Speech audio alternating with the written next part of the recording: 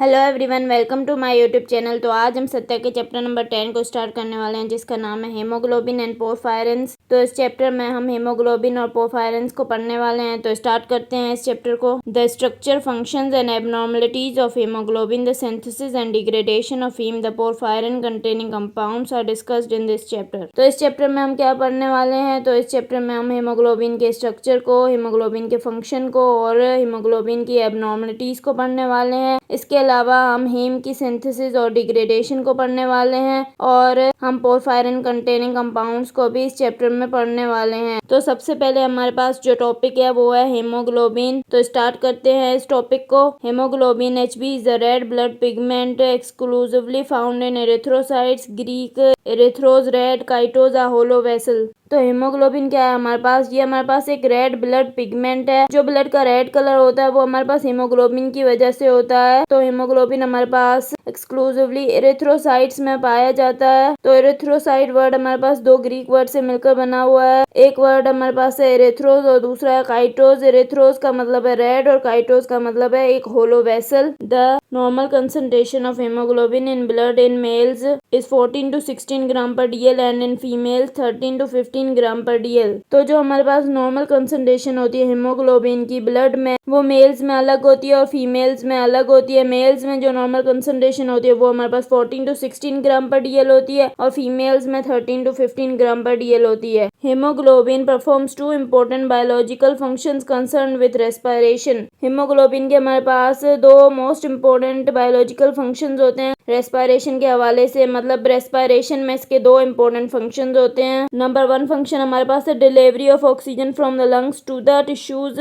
Number 1 function क्या है हमारे पास हेमोग्लोबिन का? ये ऑक्सीजन की ट्रांसपोर्ट करवाता है लंग से टिश्यूज में। मतलब ये ऑक्सीजन को डिलीवर करवाता है लंग से टिश्यूज में। नंबर 2 फंक्शन क्या है हमारे पास हेमोग्लोबिन का? Transport of carbon dioxide and protons from tissues to lungs for excretion. Number 2 function क्या है हेमोग्लोबिन का हमारे पास? ये क्या करता है कि कार्बन डाइऑक्साइड और प्रोटॉन्स की ट्रांसपोर्ट करवाता है टिश्यू से लंग्स में, और फिर लंग्स से कार्बन डाइऑक्साइड और प्रोटॉन्स जो है वहां से एक्सक्रीट हो जाते हैं। तो ये दोनों हेमोग्लोबिन के फंक्शन है कंसर्न विद रेस्पिरेशन। अगर आपको मेरा लेक्चर पसंद आया तो प्लीज मेरे चैनल को सब्सक्राइब करें, लाइक करें और बेल आइकन को प्रेस करें। Thank you.